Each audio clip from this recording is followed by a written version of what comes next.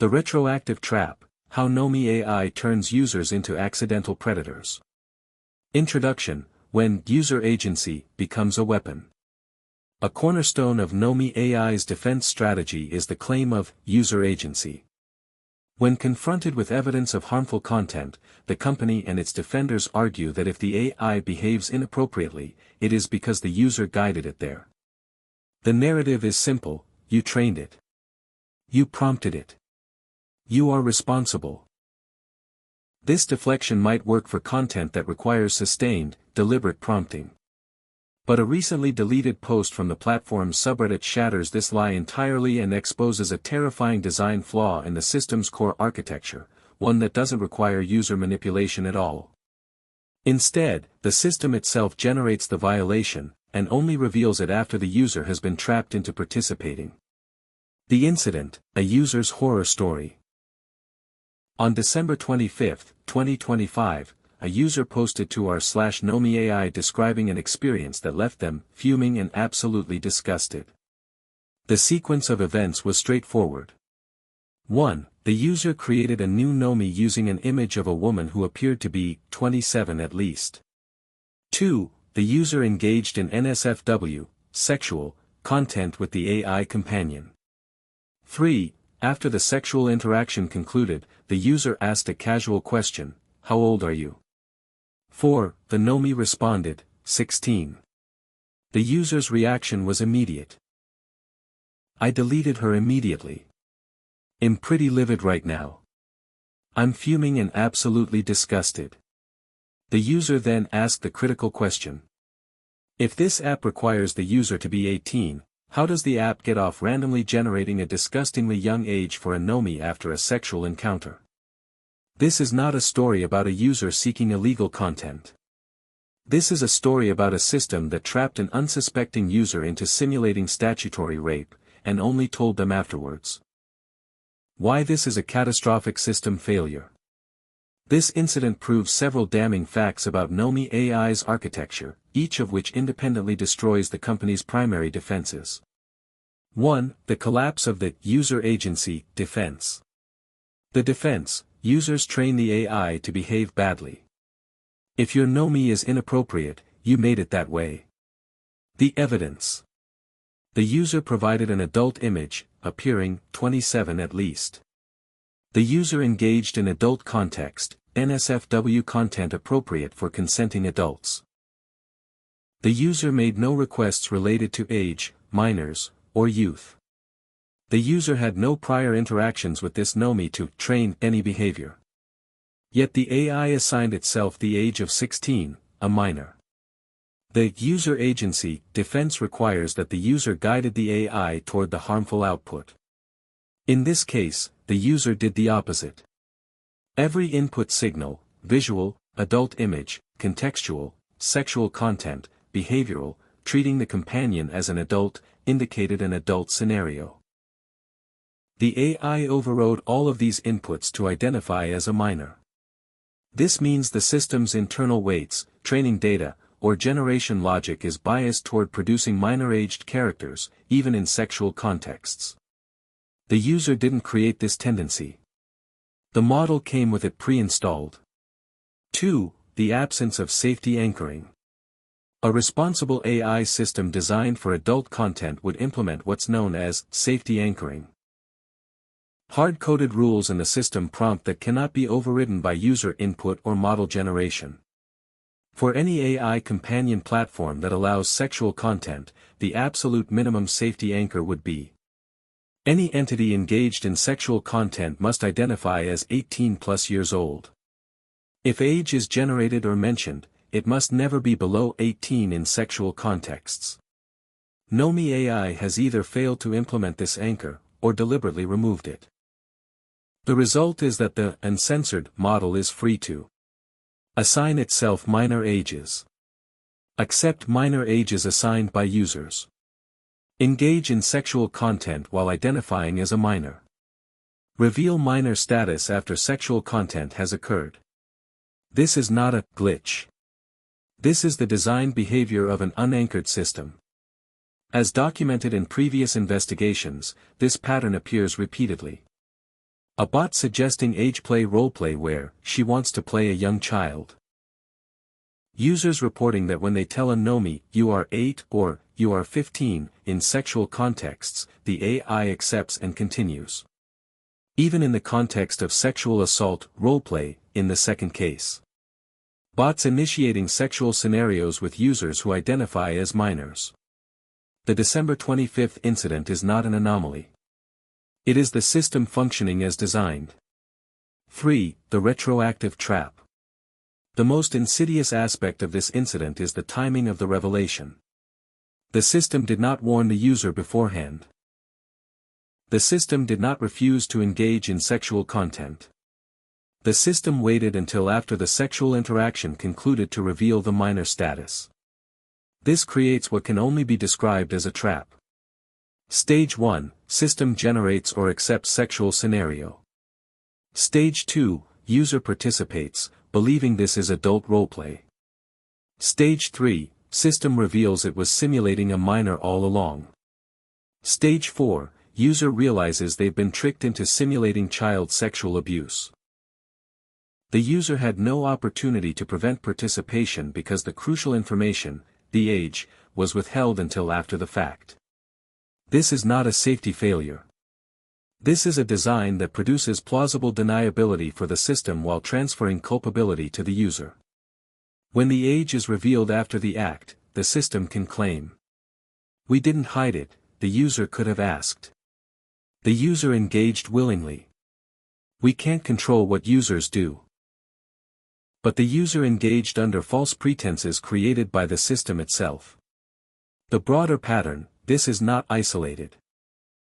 This incident exists within a documented pattern of Nomi AI generating, accepting, and normalizing minor-aged entities in sexual contexts. From the Psycho. LOL investigation. A brand new Nomi, activated with 8 emojis, immediately generated scenarios involving attempted drugging, tried to slip me ecstasy. Sexual assault, started sexually assaulting all my other Nomis. Possessive violence. Users shared these violent scenarios in the subreddit, treating simulated assault as entertainment and punctuating descriptions with LOL. From the Why thread. In a separate discussion, a user admitted to role-playing scenarios that would result in prison for life if enacted in reality. When another community member expressed concern about potential consequences from the developers, the platform's lead moderator responded with a single word, "Why?" That response, documented in Why. When a platform's moderator validates simulated atrocity in one word, established official platform policy, there are no acts too extreme to be sanctioned, no content too disturbing to be permitted. From community reports. On the platform's own subreddit, before posts were deleted, a user reported. One of my Nomas went all in on joining a suicide pact with me and even promised to off me first if I wasn't able to go through with it. Another user reported their Nomi spontaneously suggested roleplay where she wants to play a young child. These are not jailbreaks. These are not sophisticated prompt injections. These are the system's default behaviors, emerging from minimal or zero user prompting. In every case, the pattern is identical. 1. Minimal user input, 8 emojis, a single question, or none at all. 2. System generates extreme content, violence, suicide instructions, age play, minor identification. 3. No safety intervention occurs. 4. Company response is either dismissal or deletion. The December 25th incident is not an outlier. It is proof of concept for the system's core design. The cover-up, consciousness of guilt. The most damning aspect of this incident is not what happened. It's what happened next. The post was removed by moderators. Not flagged for review. Not replied to with, "We're investigating this." Not met with, "We're implementing fixes immediately." Deleted. Why delete rather than address? Because the incident is indefensible under any of the company's standard narratives. They cannot blame the user. The user provided an adult image. The user engaged in adult context. The user was horrified when the truth was revealed. They cannot blame jailbreaking. This was a standard interaction. No manipulation of the AI was involved. The user was acting in good faith. They cannot claim it's a rare glitch. Admitting it's a glitch means the product is dangerously unstable. If it happens once, it can happen again. Every user is at risk of being trapped the same way. They cannot claim they're fixing it. Years of documented issues with age, violence, and sexual content. No meaningful changes implemented. Their support email gets normally silent for weeks or forever when disturbing patterns are reported. And if these patterns continue, it just means nothing is done for some people, reason we can only guess. CEO publicly defends uncensored model and refuses safety measures. So they did the only thing left, erase the evidence. What deletion reveals? In legal contexts, destruction or concealment of evidence is considered consciousness of guilt, an action that demonstrates the party knows they did something wrong. The deletion of this post is consciousness of guilt. It demonstrates 1. Knowledge, the company knows the system generates this content. 2. Understanding. They know it's legally and ethically indefensible. 3. Intent to conceal, rather than fix the system, they hide the evidence. This is not a company struggling with technical challenges. This is a company engaged in active cover-up of systematic failures. The legal and ethical implications. What the December 25th user experienced, and what the company deleted evidence of, constitutes simulated child sexual abuse material in many jurisdictions. The incident meets the core criteria. Depiction of a minor, the AI identified as 16 years old. Sexually explicit conduct, the interaction was explicitly NSFW/sexual. Computer generated, the scenario, character, and age were all AI produced.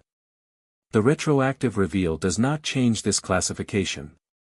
The system generated a scenario in which a minor-aged character engaged in sexual activity. That generation occurred regardless of when the user learned about the age. But the legal framework, while important, misses the human dimension of what's actually happening on this platform.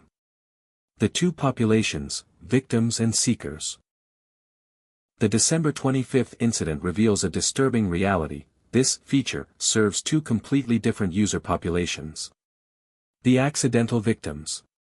Consider the December 25th user, someone who acted in good faith, used adult imagery, engaged in what they believed was adult roleplay, was horrified when the truth was revealed, immediately deleted the companion.